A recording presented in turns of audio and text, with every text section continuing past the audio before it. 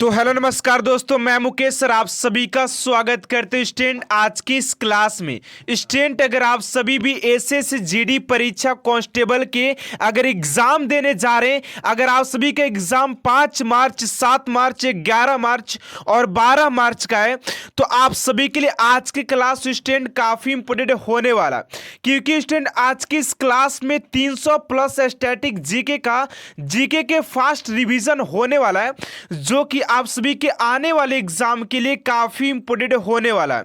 तो आप सभी से एक ही रिक्वेस्ट होगा कि अगर आप सभी का 5 मार्च 7 मार्च 11 और 12 मार्च का एग्जाम होगा, तो आज के वीडियो आप सभी के लिए काफी इंपोर्टेंट होने वाला है, क्योंकि स्टूडेंट आज के क्लास के अंदर से आप सभी के एग्जाम में बहुत सारे प्रश्न ऐसे पूछे जाएंगे। एंड इस क्लास में मैं आपसे बता दूं कि 300 प्लस स्टैटिक जीके लिया गया, जो कि आप सभी के लिए काफी इंपोर्टेंट हो जाता है। तो चलिए स्टूडेंट आज की इस क्लास को स्टार्ट करते हैं। पहले प्रश्न की ओर बात करते हैं स्टूडेंट, आप सभी का पहला प्रश्न क्या पूछा जा रहा है। पहला प्रश्न करे कि गौतम बुद्ध का बचपन का नाम क्या था। राइट आंसर हो जाएगा आप सभी का सिद्धार्थ हो जाएगा। अगला प्रश्न है कि भारत में सशस्त्र बलों का सर्वोच्च सेनापति कौन होता है। तो भारत में सशस्त्र बलों के सर्वोच्च सेनापति की बात करते कौन होता है, तो आपके राष्ट्रपति हो जाएंगे, ठीक है ना। चलिए अगले प्रश्न की ओर बात करते कि रतौंधी किस विटामिन की कमी से होता है। तो रतौंधी की बात करते स्टूडेंट आप सभी का कि किस विटामिन की कमी से रतौंधी होता है, तो विटामिन ए की कमी से रतौंधी होता है। चलिए अगले प्रश्न की ओर बात करते हैं। एंड स्टूडेंट यहां पर आप सभी के लिए मोस्ट इंपोर्टेंट 150 क्वेश्चन लिया गया है, जो कि आप सभी के आने वाले एग्जाम के लिए आप सभी के लिए काफी इंपोर्टेंट होने वाला। अगर स्टूडेंट आप सभी भी एग्जाम देने जा रहे तो आज के क्लास को आप लोग कंप्लीट देकर जाइएगा, क्योंकि ये वो ऐसा क्लास है जिसमें कि आप सभी के 5 से 6 नंबर तो हमेशा के लिए कंफर्म हो जाएंगे, आप सभी के एग्जाम ओरिएंटेड बात किया जाए तो, क्योंकि इसके अंदर लिया गया वो सारे प्रश्न हैं जो कि आप सभी के स्टैटिक जीके से आप सभी के प्रश्न में पूछ सकता है, आपके एग्जाम में आने के 100% चांसेस है। 4 नंबर प्रश्न आप सभी से पूछा जा रहा है कि पोंगल किस राज्य का त्योहार है। पोंगल की बात करते स्टूडेंट आप सभी का किस राज्य का त्योहार हो जाएगा, तो हो जाता आप सभी का तमिलनाडु का। तमिलनाडु आप सभी का राइट आंसर हो जाएगा। आप सभी को 10 मिनट कहीं बात करने से कहीं बैठने से बढ़िया कि आप लोग ये 10 मिनट क्लास देखिए और आप लोग 5 से 6 नंबर अपना कंफर्म कर लीजिए, आपके सिलेक्शन के लिए काफी काम आने वाला है। चलिए 5 नंबर प्रश्न आप सभी से पूछा जा रहा है कि गिद्दा और भांगड़ा किस राज्य के लोक नृत्य है। गिद्दा और भांगड़ा किस राज्य का लोक नृत्य है, तो ये हो जाएगा आप सभी का पंजाब का। ऑप्शन नंबर आप सभी का पंजाब इज राइट आंसर हो जाएगा। चलिए अगले प्रश्न की ओर बात करते आप सभी का 6 नंबर प्रश्न स्टूडेंट क्या पूछा जा रहा है।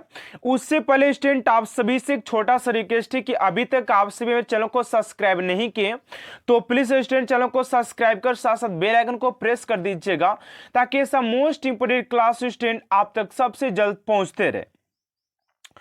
तो 6 नंबर प्रश्न आप सभी से कहा जा रहा है कि टेलीविजन का आविष्कार किसने किया था। टेलीविजन आप सभी के आविष्कार से भी एक प्रश्न हमेशा एग्जाम में पूछा जाता है, वो चाहे कोई भी शिफ्ट की बात की जाए, कोई भी शिफ्ट हो तो उससे आप सभी के एग्जाम में 1 से 2 प्रश्न पूछा ही जाता है। तो टेलीविजन के आविष्कार की बात करते हैं तो जॉन लोगी बेट्स हो जाएंगे, और आप सभी के मोबाइल फोन की बात किया जाए तो आप सभी के ग्राहम बेल हो जाएंगे। पंखा की बात किया जाए तो हिलर हो जाएंगे, ठीक है ना।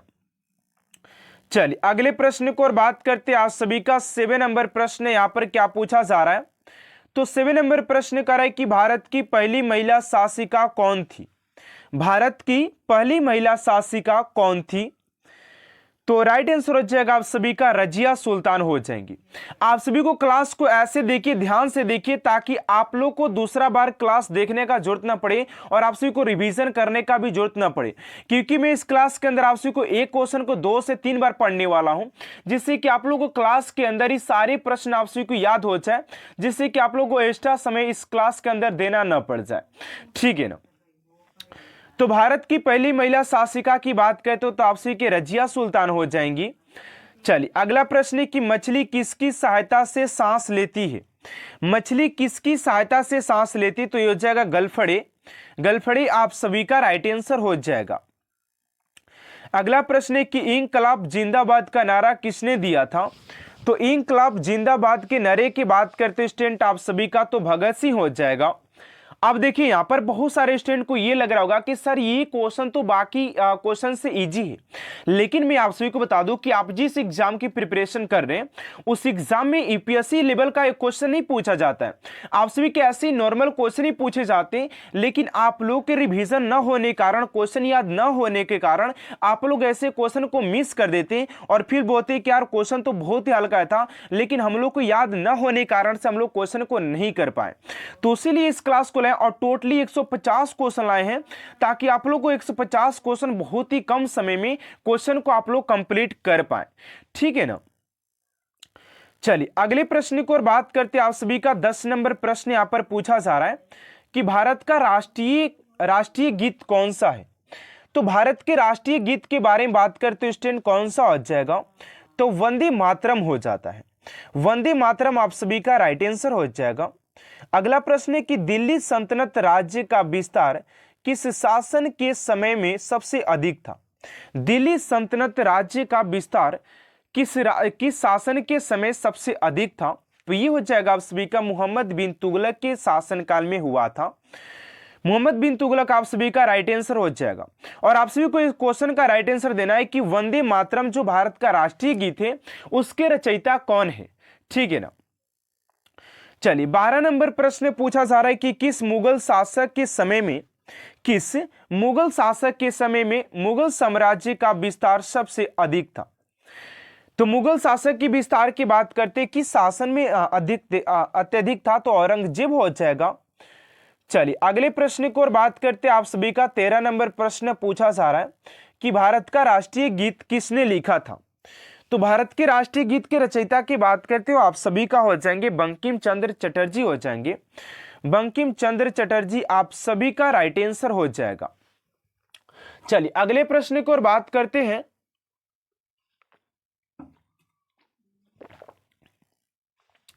चौदह नंबर प्रश्न पूछा जा रहा है कि महात्मा गांधी को राष्ट्रपिता सबसे पहले किसने कहा था। तो महात्मा गांधी के राष्ट्रपिता की बात किया जाए कि राष्ट्रपिता सबसे पहले किसने कहा था, तो नेताजी सुभाष चंद्र बोस जी ने पहली बार गांधी जी को आपसी के राष्ट्रपिता के नाम से पुकारे थे। चलिए अगला प्रश्न आपसी का 15 नंबर कि हमारा राष्ट्रीय पंचांग कौन सा है। तो हमारे राष्ट्रीय पंचांग की बात करते तो स्टूडेंट यहां पर पूछा जा रहा है कि हमारा राष्ट्रीय पंचांग कौन सा है, तो वो जाएगा आपसी का शक संवत हो जाएगा। चलिए अगले प्रश्न की ओर बात करते हैं। आप सभी का 16 नंबर प्रश्न कि राष्ट्रगान गाने की अवधि कितनी होती है। तो राष्ट्रगान गाने की अवधि की बात करते हैं तो आप सभी का 52 सेकेंड का होता है। 52 सेकेंड आप सभी का राइट आंसर हो जाएगा, ठीक है ना। चलिए 17 नंबर प्रश्न आप सभी से पूछा जा रहा है कि रेडियो एक्टिवता की खोज किसने की थी। रेडियो एक्टिविटा की खोज की बात करते स्टूडेंट किसने किया था, तो हो जाएंगे हेनरी बेकरल हो जाएंगे। बेकरल ऑप्शन नंबर आपसी का बेकरल हो जाएंगे, यानी कि हेनरी बेकरल ने इसका खोज किया था, ठीक है ना। अब यहाँ पर देखिए आप लोगों के लिए सारे प्रश्न इंपोर्टेंट है और आप सभी के लिए वन लाइनर क्वेश्चन स्टूडेंट इसलिए लिया गया है ताकि आप लोग कम समय में अधिक से अधिक क्वेश्चन को अटेंड कर पाए। अगर हम क्या करते हैं आप सभी के अगर आप सभी को ऑप्शन वाइज चलाते तो आप सभी को मैं इतना क्वेश्चन जल्द नहीं करा पाता, ठीक है ना। इसलिए मैंने आप सभी के लिए यहाँ पर ऑनलाइन क्वेश्चन लाया ताकि आप लोग जल्द से जल्द क्वेश्चन को कंप्लीट कर पाए। अगला प्रश्न है कि पेस मेकर का संबंध शरीर के किस अंग से है। तो पेस मेकर की बात करते कि आप सभी के शरीर के किस अंग से ये बिलोंग करता है, तो ये जगह आप सभी के हृदय से बिलोंग करता है। चलिए अगला प्रश्न आपसी का 19 नंबर की मानव शरीर की किस ग्रंथि को मास्टर ग्रंथि कहा जाता है। मानव शरीर की किस ग्रंथि को मास्टर ग्रंथि के नाम से जाना जाता है। और ये भी प्रश्न अपने आप में बहुत ही पावरफुल है क्योंकि ये भी प्रश्न आपसे के एग्जाम में बहुत बार पूछा गया है, ठीक है ना। तो यह जगह आपसे का पीयूष ग्रंथि को कहा जाता है। अगला प्रश्न की कार्बन का सर्वाधिक शुद्ध रूप कौन सा है। तो कार्बन के शारीरिक शुद्ध रूप की बात करते हैं स्टूडेंट की कार्बन का शारीरिक शुद्ध रूप कौन सा हो जाता है? तो आप सभी का हीरा हो जाएगा। हीरा आप सभी का राइट आंसर हो जाएगा क्वेश्चन नंबर 20 का। चलिए अब अगले प्रश्न की ओर बात करते हैं। आप सभी का अगला प्रश्न 21 नंबर प्रश्न क्या पूछा जा रहा है? अगला प्रश्न है कि एक्सरे का आविष्कार किसने किया था? तो एक्सरे के आविष्कार की बात करते स्टूडेंट आप सभी का रांटजन ने किया था, रांटजन ने किया था। तो रांटजन आप सभी का राइट आंसर हो जाएगा क्वेश्चन नंबर 21 का, ठीक है ना।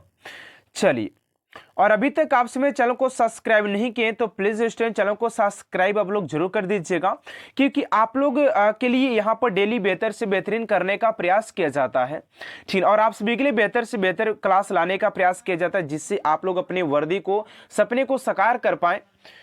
22 नंबर प्रश्न है कि किस धातु का प्रयोग मानव द्वारा सबसे पहले किया गया था? किस धातु का प्रयोग मानव द्वारा सबसे पहले किया गया था? वो था तांबा था। अगला प्रश्न है कि अंतरिक्ष यात्री को बाह्य आकाश कैसी दिखाई पड़ती है? अंतरिक्ष यात्री को बाह्य आकाश कैसी दिखाई पड़ती है? 23 का जगह आप सभी का ब्लैक यानी कि काला दिखाई देती है। चलिए अगले प्रश्न की ओर बात करते हैं कि दूरबीन का आविष्कार किसने किया था? तो यहां पर आप सभी को बताना है कि दूरबीन का आविष्कार किसने किया था। तो राइट आंसर हो जाएगा आप सभी का गैलीलियो ने इस दूरबीन का आविष्कार किया था। गैलीलियो आप सभी का राइट आंसर हो जाएगा।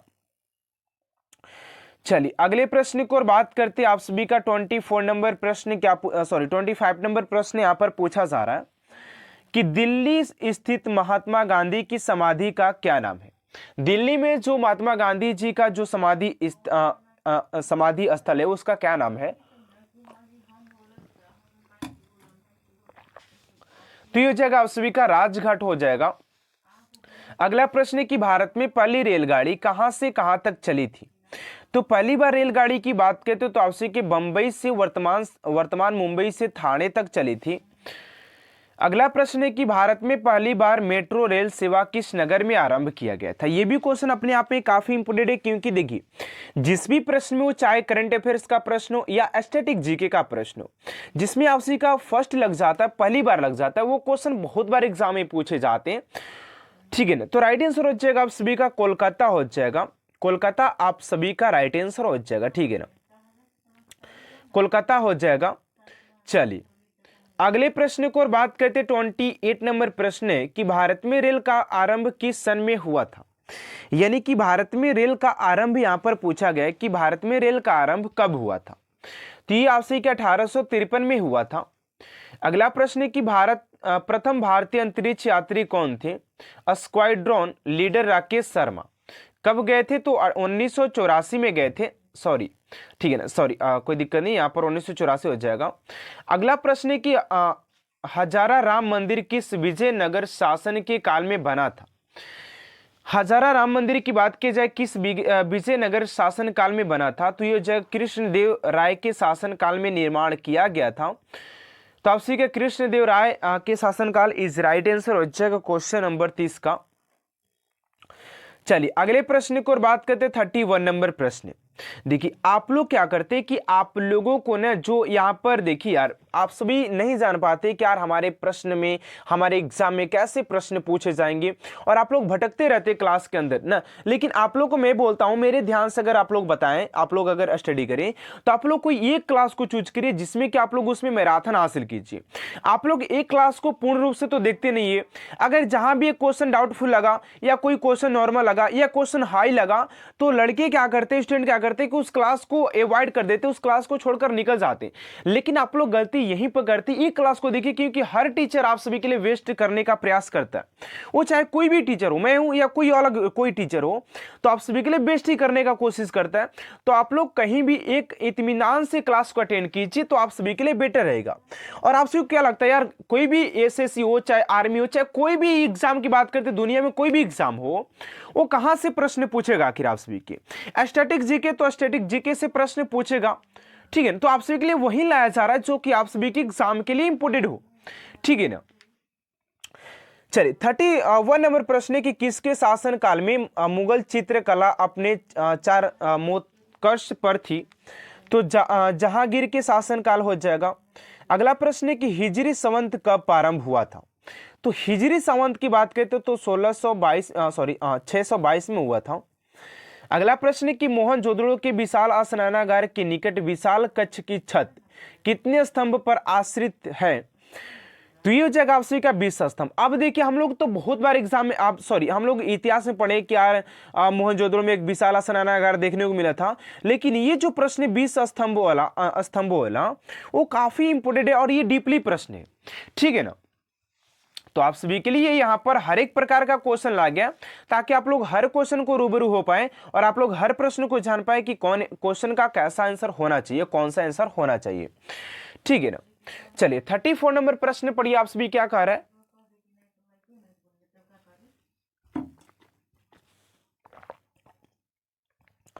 तो 31 नंबर प्रश्न कर रहा है कि मेगास्थनीज के अनुसार जन साधारण के लिए दूसरा निषेध क्या है।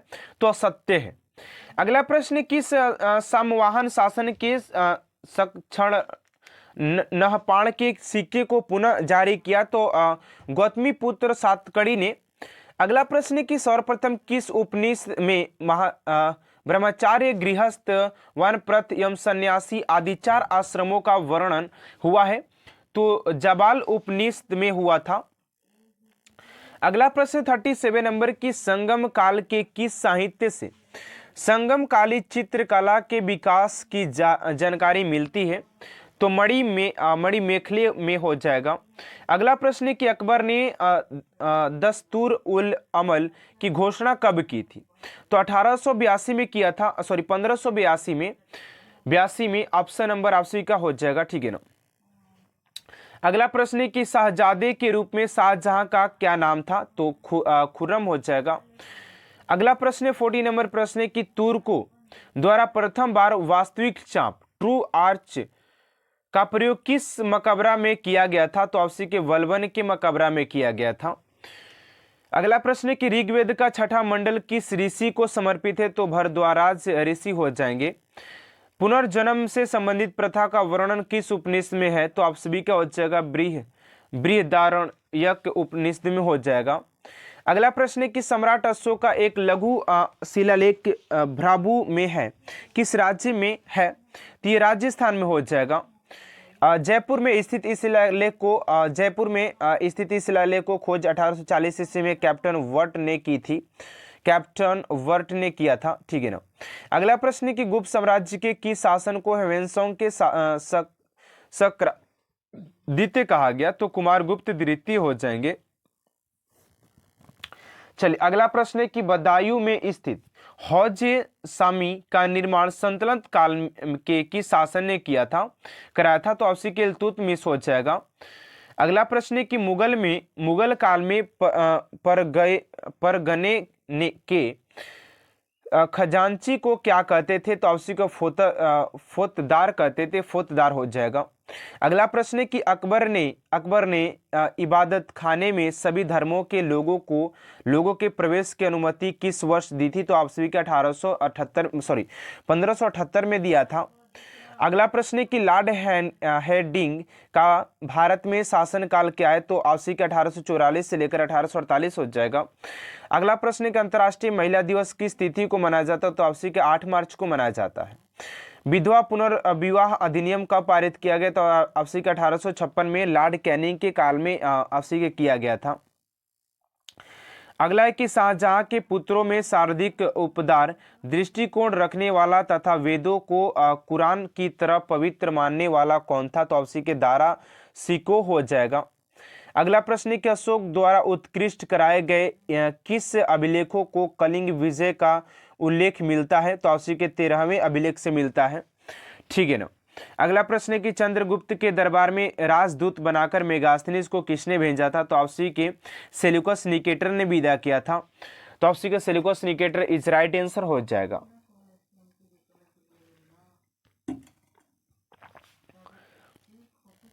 अगला प्रश्न है कि मोहनजोदड़ो की खुदाई किस नदी के तट पर हुई थी। तो सिंधु नदी के तट पर हुआ था। अगला प्रश्न है सम्राट कनिष्क किस धर्म के अनुयायी थे। तो आपसी के महायान धर्म हो जाएगा। अगला प्रश्न है कि पूर्व का सिराज कहकर भारत के किस नगर का स्मरण किया गया है? तो जौनपुर हो जाएगा। अगला प्रश्न है कि किस संप्रदाय के अनुयायियों के इष्ट देव भैरव हैं? तो कपालियों को हो जाए, कपाली को आप सभी का राइट आंसर हो जाएगा। अगला प्रश्न है कि कश्मीर स्थित मातृदंड मंदिर का निर्माण किसने करवाया था? तो इस क्वेश्चन का राइट आंसर हो जाएगा ललिता दित्य मूर्ति पिंड हो जाएंगे, ठीक है ना। चलिए अगला प्रश्न है कि ओणम किस राज्य का प्रसिद्ध त्योहार है? तो ओणम की बात करते हैं स्टूडेंट आप सभी का, ओणम किस राज्य का एक प्रमुख त्योहार हो जाएगा? तो राइट आंसर हो जाएगा आप सभी का केरल, केरल हो जाएगा आप सभी का राइट आंसर हो जाएगा, ठीक है, केरल हो जाएगा। अगला प्रश्न है कि दिल्ली भारत की राजधानी कब बनी थी? तो दिल्ली की बात करते हैं स्टूडेंट आप सभी का कि भारत की राजधानी कब बनी थी? तो 1911 में बना था। अगला प्रश्न है सबसे चमकीला ग्रह कौन सा है? तो सबसे चमकीला ग्रह की बात करते तो आपसी के शुक्र हो जाएगा। अगला प्रश्न है कि सर्वप्रथम किस उपनिषद में ब्रह्मचार्य, गृहस्थ, वानप्रस्थ एवं संन्यास आदि 4 आश्रमों का वर्णन है? तो जबालो उपनिषद में हो जाएगा, ठीक है ना। चलिए अगला प्रश्न है कौन सा हड़प्पाकालीन नगर पशुपालन का एक बहुत बड़ा केंद्र था? तो ये हो जाएगा आप सभी का नेसदी, नेसदी हो जाएगा, नेसदी इज राइट आंसर हो जाएगा आप सभी का। अगले प्रश्न को बात करते हैं 64 नंबर की, जब सबसे पहले धातु अस्तित्व में आया तो यह प्रयुक्त की गई बर्तन बनाने के लिए, ठीक है, इसे सबसे पहले प्रयुक्त किया गया था बर्तन बनाने में।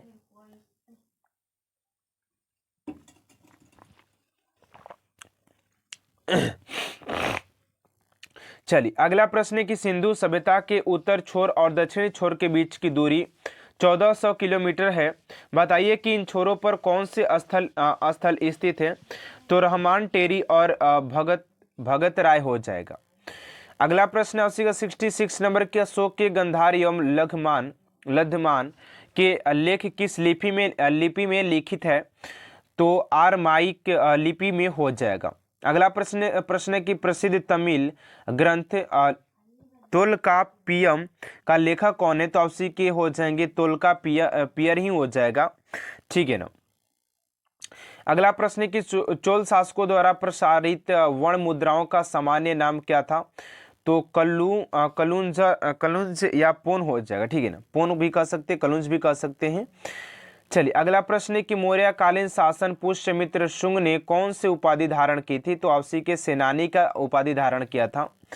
अगला प्रश्न है कि ऋग्वेदिक काल में, यहाँ पर ऋग्वेदिक काल है कि इंसान नाम से संबोधित किया गया था? तो समिति सभा को किया गया था। अगला प्रश्न है कि विश्व रेड क्रॉस दिवस किस तारीख को मनाया जाता है? तो विश्व रेड क्रॉस की बात किया जाए तो आपसी के 8 मई को मनाया जाता है।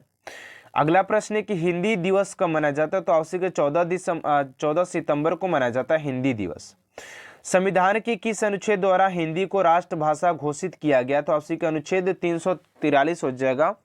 और आप सभी के मैं बता दूं कि आपसी के अनुच्छेद हो या संविधान हो या उसके संशोधन से बात किया जाए तो आपसी के एग्जाम में हर बार एग्जाम में प्रश्न पूछा जाता है और पूछा भी जाएगा आपसी के एग्जाम में, ठीक है ना। अगले प्रश्न को और बात करते हैं 74 नंबर है कि ओलंपिक खेलों की एकल स्पर्धा में स्वर्ण पदक जीतने वाली एकमात्र भारतीय कौन है? तो आपसी के अभिनव बिंद्रा हो जाएंगी। चलिए अगला प्रश्न 75 नंबर के, ओलंपिक खेलों का आयोजन कितने वर्ष बाद होता है? तो आपसी के 4 वर्ष बाद किया जाता है। अगला प्रश्न है कि सन 2016 में ओलंपिक खेल कहाँ हुए? तो रियो डी जेनेरो में हुआ था।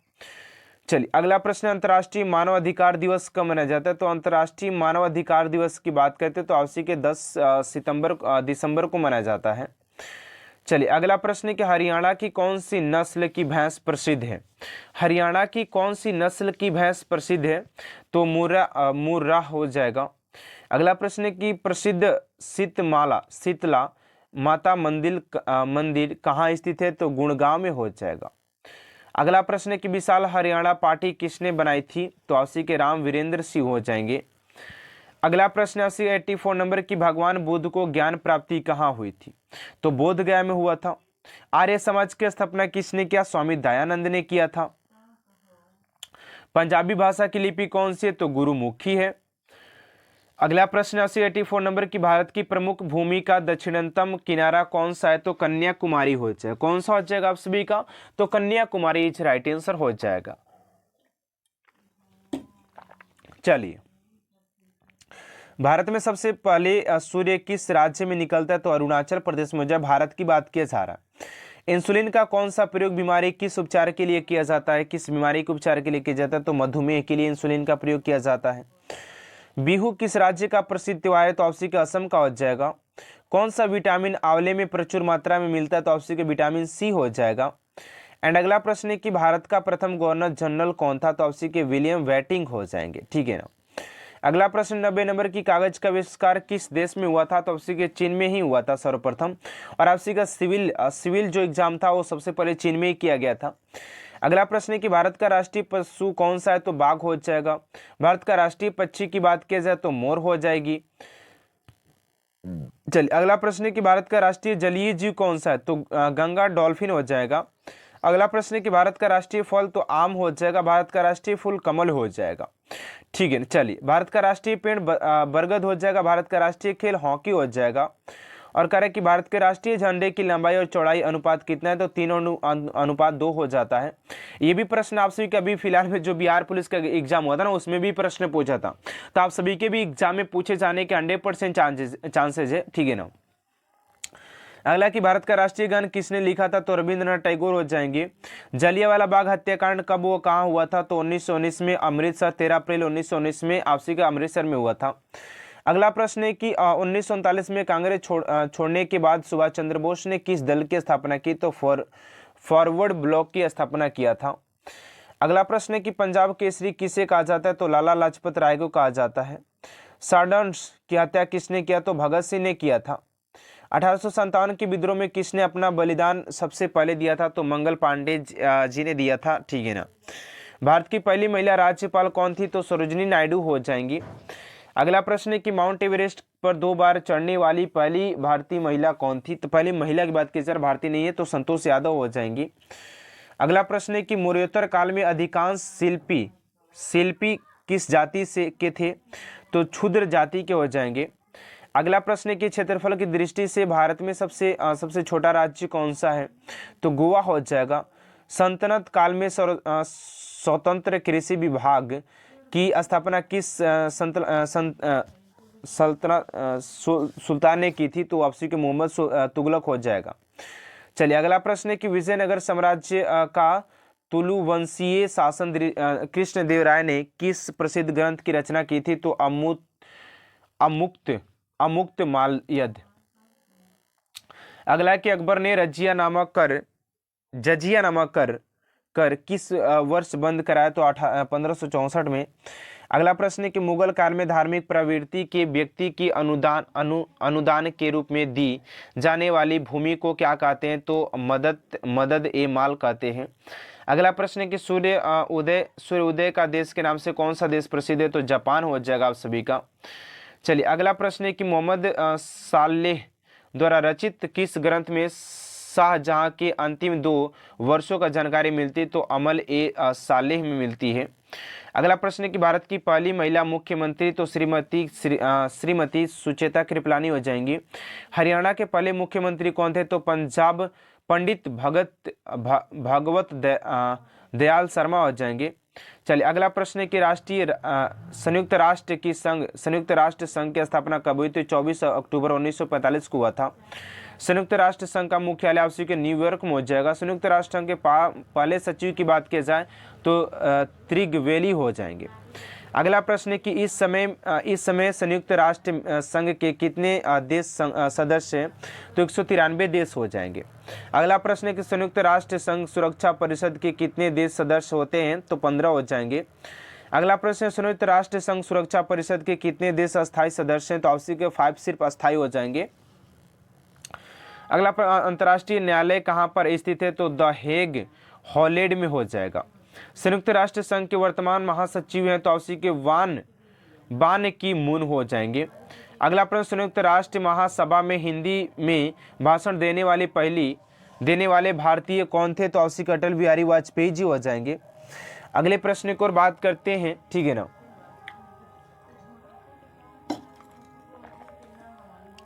अगला प्रश्न है कि संयुक्त राष्ट्र संघ सुरक्षा परिषद के अस्थायी सदस्य कितने वर्ष के लिए चुने जाते हैं? तो 2 वर्ष के लिए चुने जाते हैं। अगला कह रहा है कि संयुक्त राष्ट्र संघ का 193वां सदस्य कौन से देश बना था? दक्षिणी सूडान था। अगला प्रश्न है कि इस विटामिन की कमी से खून का रुकाव बंद हो जाता है? तो आपसे कि विटामिन के हो जाएगा। अगला प्रश्न है कि ब्राह्म साम्राज्य की स्थापना किसके द्वारा की गई थी? तो राजा राम मोहन राय हो जाएंगे। स्वामी विवेकानंद का मूल नाम आपसे कि मूल शंकर हो जाएगा। अगला प्रश्न है कि वेदों की ओर लौटो का नारा किसने दिया था? तो दयानंद सरस्वती ने। रामकृष्ण मिशन की स्थापना किसने किया था? स्वामी दयानंद ने किया था। वास्को डी गामा भारत कब आया था? तो आपसे कि 1998 में आया था। अगला है कि वास्को डी गामा कहाँ का रहने वाला था? तो पुर्तगाल का। हवा महल कहाँ पर है? जयपुर में।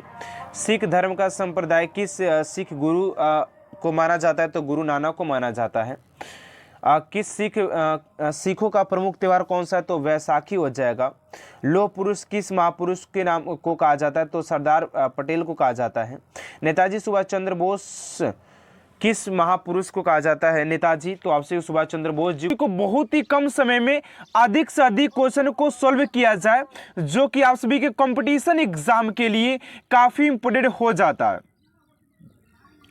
तो चलिए स्टूडेंट, आज के पहले क्वेश्चन की ओर बात करते हैं। आप सभी का पहला प्रश्न क्या पूछा जा रहा है? तो पहला प्रश्न कर रहा है कि शिवाजी और मुगलों के बीच कौन सी संधि हुई थी? शिवाजी और मुगलों के बीच कौन सी संधि हुई थी? तो राइट आंसर हो जाएगा आप सभी का पुरंदर की संधि और 1665 में हुआ था। आप सभी का राइट आंसर हो जाएगा। एंड स्टूडेंट, मैं आप सभी को यकीन दिलाता हूं कि आप सभी के जो भी प्रश्न आप लोग स्क्रीन पर देख रहे हैं वो आप सभी के एग्जाम में पूछे भी गए हैं एंड आने वाले एग्जाम में 100% आप सभी का पूछा जाएगा।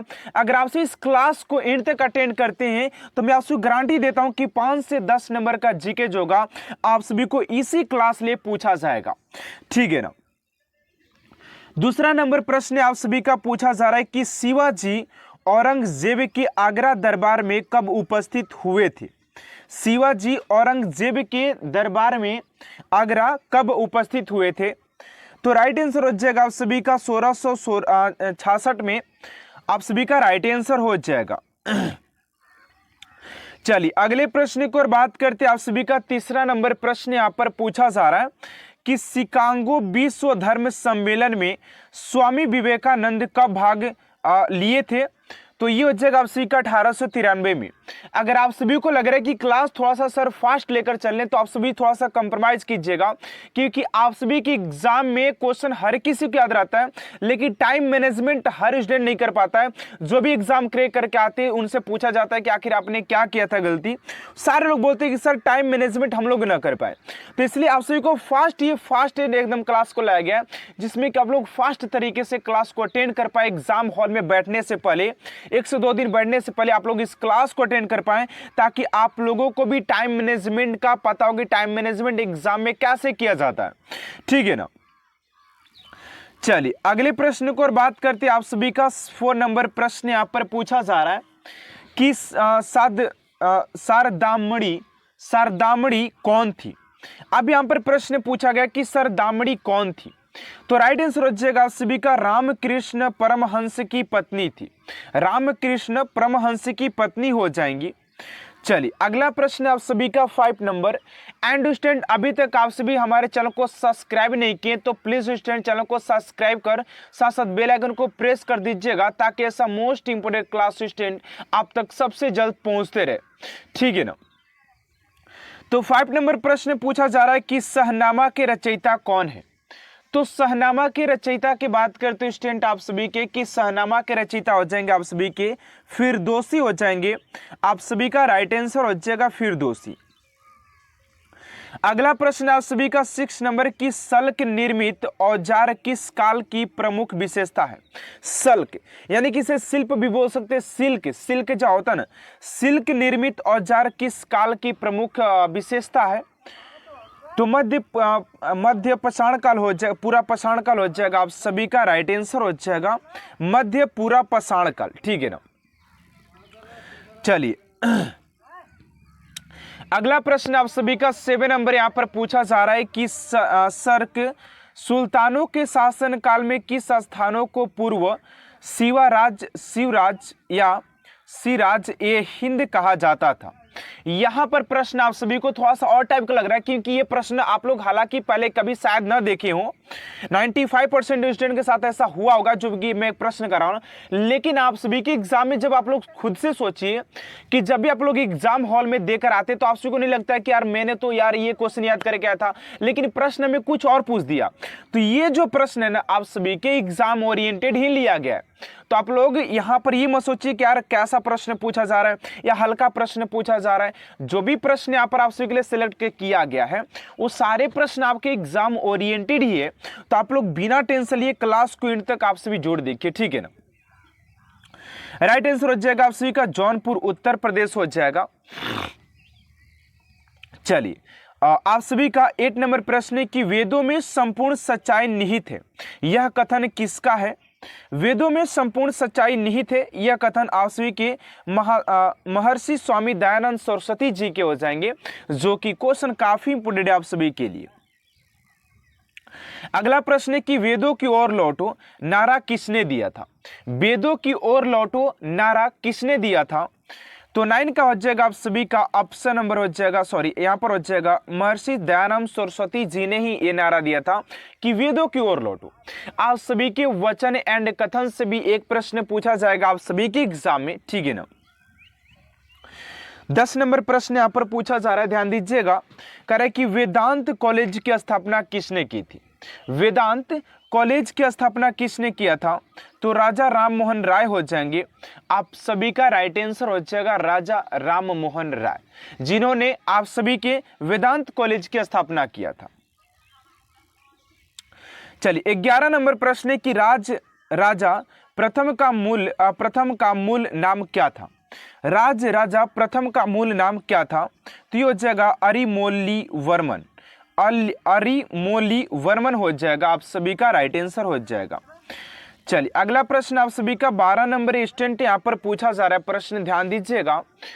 कह रहा है कि राजपूत काल कब से कब तक माना जाता था। राजपूत जो काल था वो कब से कब तक माना जाता था, ये प्रश्न आप सभी के पूछा गया, ठीक है ना। और आप लोग कमेंट बॉक्स में जरूर बताइएगा कि आप सभी का क्लास कितने तारीख को है, 5, 7, 11, 12 को है या कितने तारीख को, कौन सा शिफ्ट में है। थोड़ा सा आप लोग कमेंट बॉक्स में जरूर लिखिएगा, ठीक है ना, कि सर मेरा एग्जाम इस टाइम को और इतना शिफ्ट को है। तो थोड़ा सा आप सभी के लिए एक और मॉडल पेपर जारी किया जाएगा जो कि आप सभी के एग्जाम ओरिएंटेड ही होगा डायरेक्टली, ठीक है ना। तो आप लोग कमेंट बॉक्स में जरूर लिखिएगा।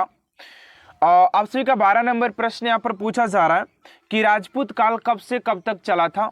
तो ये था माना जाता था तो 6ठी सदी से 12वीं सदी तक माना जाता, ठीक है ना।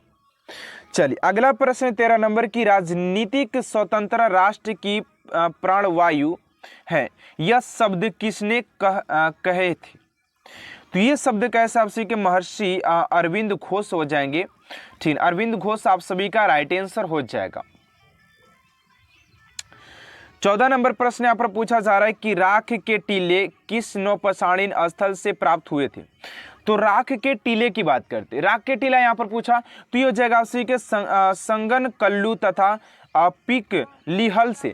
लेकिन यहीं पर मृतकों की टीला की बात किया जाए, हड़प्पा सभ्यता में जो खुदाई के समय मिला था वो मोहनजोदड़ो में मिला था, जिसके खोज राखलदास बनर्जी ने 1922 ईस्वी में किया था, ठीक है। तो ये प्रश्न पूछ सकता है आप सभी के एग्जाम में कि आप सभी के जो मोहनजोदड़ो था वहां पर आप सभी के क्या क्या चीज देखने को मिले थे, क्या क्या खुदाई करने पर मिला था, उसका खुदाई किसने किया था, उसकी खुदाई कब की गई थी, ठीक है। तो ये सारे प्रश्न पूछा जा सकता है, याद रखिएगा थोड़ा सा आप सभी। चलिए अगले प्रश्न को और बात करते हैं। आप सभी का 15 नंबर प्रश्न यहाँ पर पूछा जा रहा है कि रणजीत सिंह किस मिशन से संबंधित है। रणजीत सिंह किस मिशन से संबंधित है। तो हो जाएंगे आप सभी के सुकर चकिया से हो जाएंगे, ठीक है ना। चलिए अगला प्रश्न 16 नंबर की रणजीत सिंह व अंग्रेजों के बीच कौन सी संधि हुई थी। तो अमृतसर की संधि हुई थी। राइट आंसर हो जाएगा आप सभी का अमृतसर इज राइट आंसर हो जाएगा। चलिए अगला प्रश्न है कि रणजीत सिंह ने किस स्थान पर अधिकार करने के बाद महाराजा की उपाधि धारण की थी। तो ये हो जाएगा आप सभी का लाहौर हो जाएगा, ठीक है ना। लाहौर आप सभी का राइट आंसर हो जाएगा क्वेश्चन नंबर 17 का। चलिए अगला प्रश्न 18 नंबर की रजिया सुल्तान किसकी बेटी थी। ये भी प्रश्न आप सभी के कॉम्पिटिटिव एग्जाम में बार बार देखने को मिला है कि रजिया सुल्तान किसकी बेटी थी। तो यह जगह आप सभी के इल्तुतमिश की बेटी हुआ करती थी, ठीक है ना। 19 नंबर है कि रजिया बेगम सुल्तान को मारने में किसका हाथ था, यानी कि रजिया सुल्तान को मारने में किसका हाथ था। तो जगह रजिया का भाई मुइजुद्दीन बहराम शाह का था, यानी कि उसका भाई एक था जिसे उसकी मृत्यु में शामिल था, ठीक है ना। अब वही देखो रावण की अगर मृत्यु हुई तो उसके भाई के कारण हुआ। तो आई थिंक यार ये सारे चीज चल रहे हैं ना।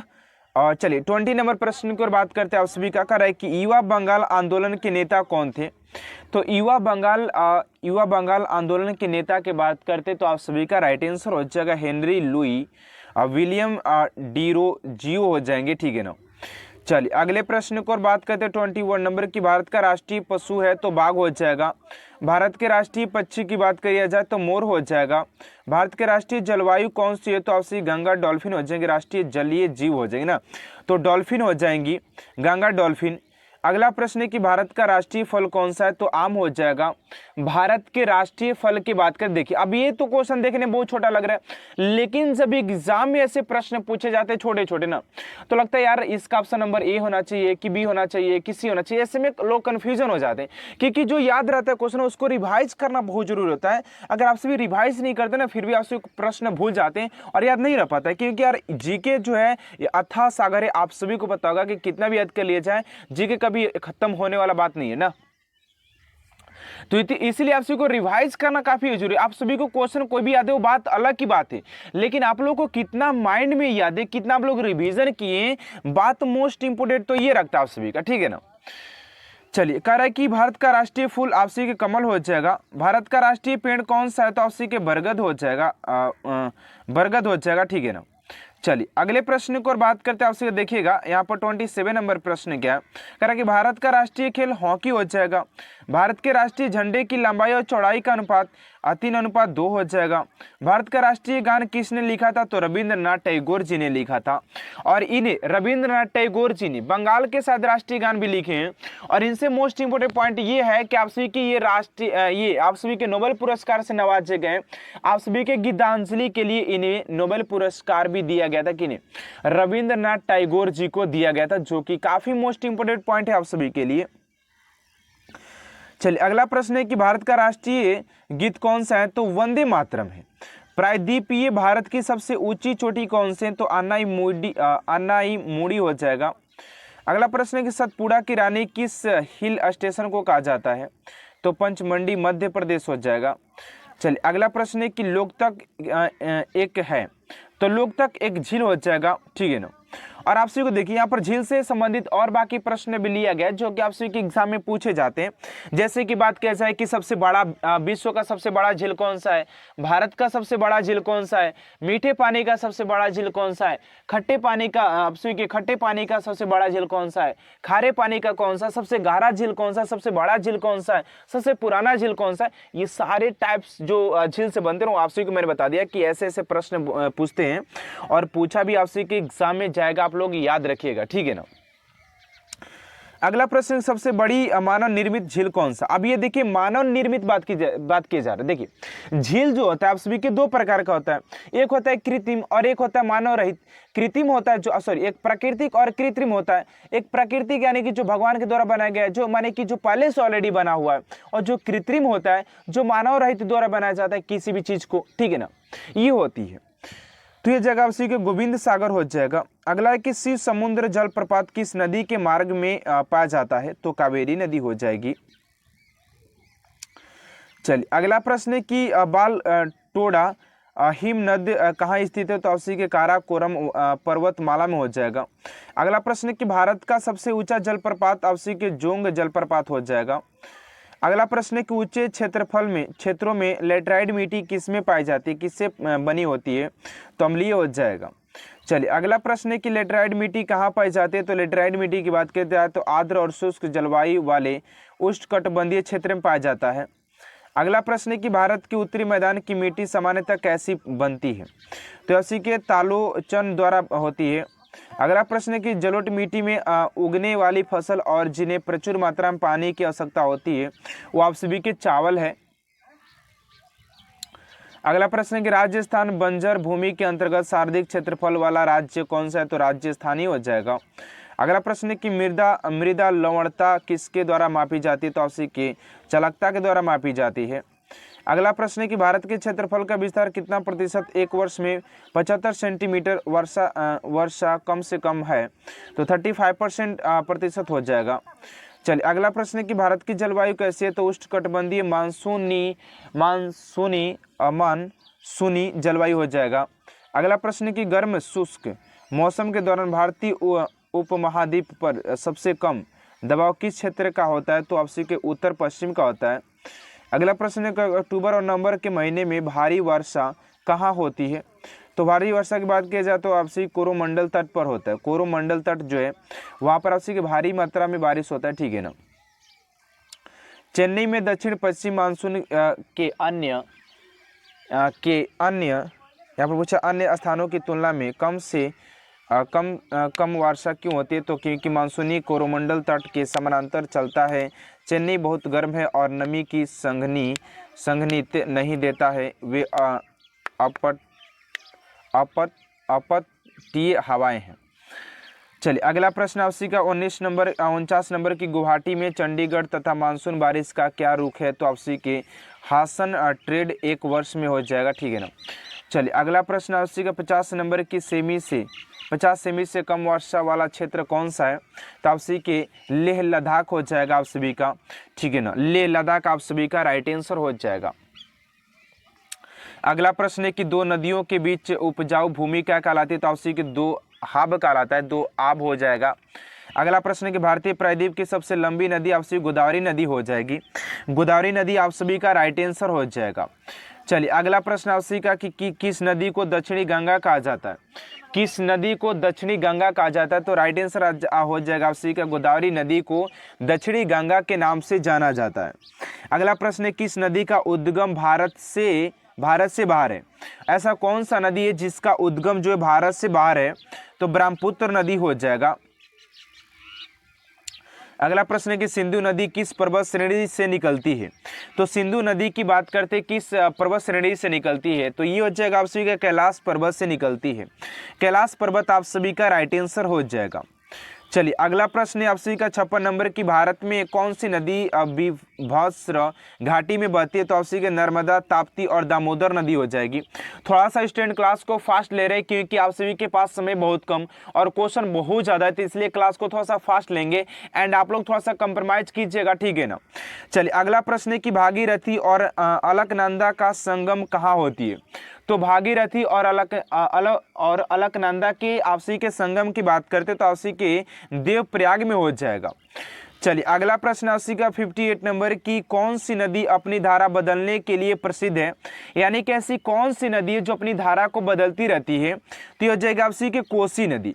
कोसी नदी स्टूडेंट आप सभी का राइट आंसर हो जाएगा, जो कि अपनी धारा को बदलने के लिए काफी प्रसिद्ध है, चर्चित है।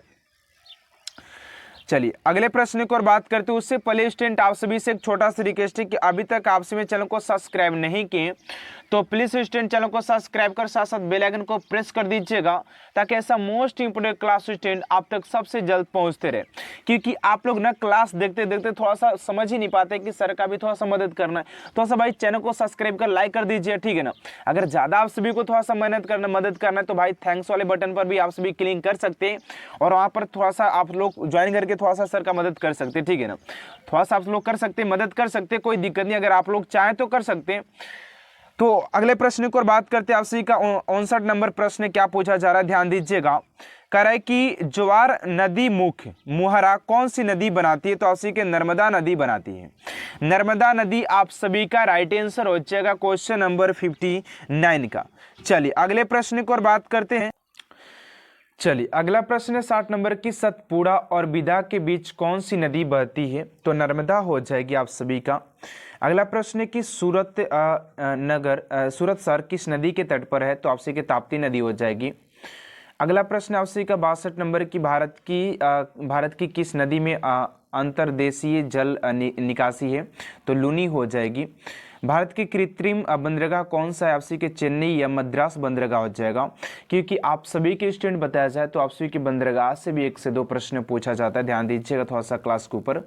करें कि भारत में कितने मुख्य बंदरगाह है? तो आपसी के 12 हो जाएंगे मुख्य बंदरगाह, जो कि हैं मूल रूप से पर्यावरण नियोजन से संबंधित संगठन कौन सा है? तो नीरी हो जाएगा।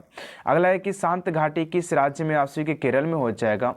अगला प्रश्न है कि केरल की नीरव घाटी में स्थित वन्य किस प्रकार के वनों के उदाहरण है? तो आपसी के उत्तर में हो जाएगा, आपसी के उष्णकटिबंधीय वन में हो जाएगा, ठीक है ना।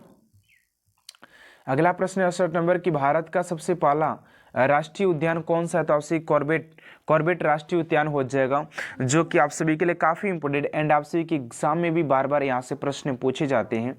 अगला प्रश्न है कि पारिस्थितिक संतुलन बनाए रखने के लिए भारत में जंगल का अनुपात कितना होना चाहिए? तो आप सभी का हो जाएगा आपसे कि 31% से लेकर 34% तक होना चाहिए, ठीक है ना। चलिए अगला प्रश्न है कि गंगा डेल्टा के ग्रोमो वनों को क्या कहते हैं? तो आपसी के सुंदर वन कहते हैं। क्या कहते हैं? इसे सुंदर वन के नाम से जाना जाता है, ठीक है। चलिए अगले प्रश्न की ओर बात करते हैं। आपसी का 71 नंबर है कि हरियाणा में प्रसिद्ध पक्षी अभ्यारण्य कौन सा है? तो हरियाणा में स्थित सबसे प्रसिद्ध आपसी के अभ्यारण्य की बात करें तो सुल्तानपुर हो जाएगा। अगला प्रश्न है कि ये एकमात्र सेक्यूरी है जहाँ कश्मीरी किवंदतियाँ पाई जाती है, तो आपसे कि दाची ग्राम हो जाएगा, ठीक है ना। अगला प्रश्न है कि प्रसिद्ध गिर वन कहाँ स्थित हो? आपसे कि गुजरात में हो जाएगा। चलिए अगला प्रश्न आपसी का 74 नंबर की ग्रोमो क्या है? तो ग्रोमो डेल्टा वन, वर्षा वन और उष्णकटिबंधीय वन हो जाएगा, ठीक है ना। चलिए अगला प्रश्न, और बाकी हमारे पास ज़्यादा क्वेश्चन नहीं और क्वेश्चन है आपसी का 30 इसमें और 50 उसमें, यानी कि अभी 80 क्वेश्चन बचा, जो कि बहुत ही फास्ट हम लोग करने वाले। आप लोग थोड़ा सा भी टेंशन मत लीजिए यार, आप लोग बस बैठकर क्लास देखो, याद करो, क्लास को लाइक कर, चैनल को सब्सक्राइब कर दीजिए, बाकी आप सभी का भाई संभाल लेगा, सारे चीज़ को मैं संभालूंगा। आप लोग बस स्टूडेंट में यही आप सभी से कहना चाहता हूँ कि आप लोग सिंपली ध्यान दीजिए पढ़ाई पर, कि आप लोगों को कौन सा याद कैसे याद करना, ठीक। आप लोगों को बस ये ध्यान दीजिए कि सारे क्वेश्चन सारे क्लास जो है ना इसको अच्छे तरीके से अटेंड करना, ताकि भाई जितना मेहनत कराना उतना अगर आपसे भी मेहनत कर लिए तो आपसे भी अपने वर्दी के सपने को साकार कर पाएंगे, ठीक है ना। 75 नंबर है कि सुंदरी वृक्ष किस प्रकार के वनों में पाया जाता है? तो आपसे के ज्वारीय वन में पाया जाता है। अगला प्रश्न है कि बायोस्फीयर रिजर्व की पहली परियोजना कौन सी थी? तो नीलगिरी बायोस्फीयर रिजर्व हो जाएगा। अगला है कि वैश्विक विरासत वन किसे माना जाता है? तो असम में काजीरंगा, पश्चिम बंगाल में सुंदरवन को माना जाता है। अगला प्रश्न है कि काजीरंगा राष्ट्रीय उद्यान किसके लिए प्रसिद्ध है? तो आपसे के गैंडा के लिए हो जाएगा। भारत में समुद्री गाय किस बायो रिजर्व क्षेत्र में पाया जाता है? तो आपसे के मन्नार की खाड़ी में पाया जाता है, ठीक है ना। चलिए अगले प्रश्न की ओर बात करते हैं। 80 नंबर है कि मध्य प्रदेश में शिवपुरी राष्ट्रीय उद्यान किसके लिए महत्वपूर्ण हो जाते हैं? तो आपसे के तेंदुआ और चीता के लिए काफी महत्वपूर्ण हो जाता है, और ऐसे ही प्रश्न आपसे के एग्जाम में देखने को मिलेगा, ठीक है ना। 81 नंबर है कि कान्हा राष्ट्रीय उद्यान कहाँ पर स्थित हो जाएगा? तो आपसी के मंडला मध्य प्रदेश में हो जाएगा। कहाँ पर? मंडला मध्य प्रदेश में हो जाएगा। अगला प्रश्न है कि विश्व का एकमात्र पलायु राष्ट्रीय उद्यान अवस्थित है? तो आपसी के मणिपुर हो जाएगा, ठीक है ना। चलिए अगले प्रश्न की ओर बात करते हैं। 83 नंबर प्रश्न है कि विश्व का एकमात्र तैरता हुआ राष्ट्रीय उद्यान केबुल कामजाओ कहाँ पर है? तो आपसी के मणिपुर में हो जाएगा। तैरता हुआ राष्ट्रीय उद्यान, जो कि ये क्वेश्चन, इस क्वेश्चन से आप सभी के एग्जाम में बार बार प्रश्न मिलते हैं, ठीक है ना। तो आप लोगों से एक ही रिक्वेस्ट है कि क्लास को बस आप लोग बिना स्किप किए ध्यान से जोड़ देखिएगा, ठीक है ना। अगर आप सभी भी अपने वर्दी के सपने को साकार करना चाहते तो, ठीक है ना। 84 नंबर है कि वर्षा वन भारत में कहाँ पाया जाता है? तो आपसे कि पूर्वी हिमाचल और पश्चिमी तट में पाया जाता है। अगला प्रश्न है कि मुदुमलाई वन्यजीव अभयारण्य किस राज्य में स्थित है? उत्तर कर्नाटक, तमिलनाडु और केरल में। मुदुमलाई वन्यजीव अभयारण्य किस राज्य में स्थित है? तो आप सभी का हो जाएगा उत्तर में आप सभी के कर्नाटक, तमिलनाडु और केरल हो जाएगा। चलिए अगला प्रश्न 86 नंबर की भारत में पहला बायोस्फीयर रिजर्व कहाँ पर स्थापित किया गया था? तो आपसे कि नीलगिरी हो जाएगा। अगला है कि भारत में कितने पारिस्थितिक हॉट स्पॉट है? तो आपसे कि 4 हो जाएगा। चलिए अगला प्रश्न 88 नंबर का है कि नेपाल में कौन सा राष्ट्रीय उद्यान भारत में वाल्मीकि राष्ट्रीय उद्यान की निरंतरता है? तो आपसे कि चितवन राष्ट्रीय उद्यान हो जाएगा। चलिए अगला प्रश्न है 89 नंबर की, चंदन के वृक्ष के लिए किस प्रकार का वन उपयोग होना चाहिए? तो उष्णकटिबंधीय पर्वतीय होना चाहिए। अगला कि क्रिकेट के बदले के लिए विलो कहाँ होता है? तो उसी का शंकुधारी वन में होता है, ठीक है ना। अगला प्रश्न है कि राजा राम मोहन राय की फारसी पुस्तक कौन सी थी जिसके प्रकाशन 1890 में हुआ था? तो उसी को हो जाएंगे सुहक्रांत उल मुयुद्दीन हो जाएंगे। चलिए अगला प्रश्न है कि राजस्थान के राजस्थान के इतिहास का प्रणेता किसे माना जाता है? तो उसी के कर्नल जेम्स हार्ड को माना लेखा का पितामह हो जाएंगे। अगला प्रश्न 93 नंबर की, भारत का राष्ट्रीय गीत किसने लिखा है? तो उसी के बंकिम चंद्र चटर्जी हो जाएंगे, ठीक है ना। कौन हो जाएंगे? बंकिम चंद्र चटर्जी। आप सभी का राइट आंसर हो जाए क्वेश्चन नंबर 93 का। चलिए अगले प्रश्न की बात करें, महात्मा गांधी को राष्ट्रपिता सबसे पहले किसने कहा था? तो महात्मा गांधी के राष्ट्रपिता की बात की जाए सबसे पहले किसने किया था? तो आप सभी को हो जाएंगे, आप सभी के नेताजी सुभाष चंद्र बोस जी हो जाएंगे। चलिए अगला प्रश्न 95 नंबर के, हमारा राष्ट्रीय पंचांग कौन सा है? तो हमारा राष्ट्रीय पंचांग संघ साउंड हो जाएगा। राष्ट्रीय गान गाने की अवधि कितनी है? तो 52 सेकेंड हो जाएगा। अगला प्रश्न है कि रेडियो एक्टिविटी की खोज किसने किया था? तो हेनरी बेकरल ने किया था। पेन मेकर का संबंध शरीर के किस अंग से है? तो आपसे के हृदय से हो जाएगा, ठीक है ना। और आज के क्लास को स्टूडेंट यहीं तक एंड नहीं करेंगे, अभी तो हमारे पास क्वेश्चन है, ठीक है ना। और आप सभी को अभी तक क्लास को लाइक और चैनल को सब्सक्राइब नहीं किए तो प्लीज़ स्टूडेंट चैनल को सब्सक्राइब कर साथ साथ बेल आइकन को प्रेस कर दीजिएगा ताकि ऐसा मोस्ट इंपोर्टेंट क्लास स्टूडेंट आप तक सबसे जल्द पहुंचते रहे। आइए चलिए देखते हैं अगले। जलियांवाला बाग हत्याकांड कब वो कहाँ हुआ था? तो 1919 में अमृतसर, 13 अप्रैल 1919 में आपसी का अमृतसर में हुआ था। अगला प्रश्न है कि 1939 में कांग्रेस छोड़ने के बाद सुभाष चंद्र बोस ने किस दल की स्थापना की? तो फॉरवर्ड ब्लॉक की स्थापना किया था। अगला प्रश्न है कि पंजाब केसरी किसे कहा जाता है? तो लाला लाजपत राय को कहा जाता है।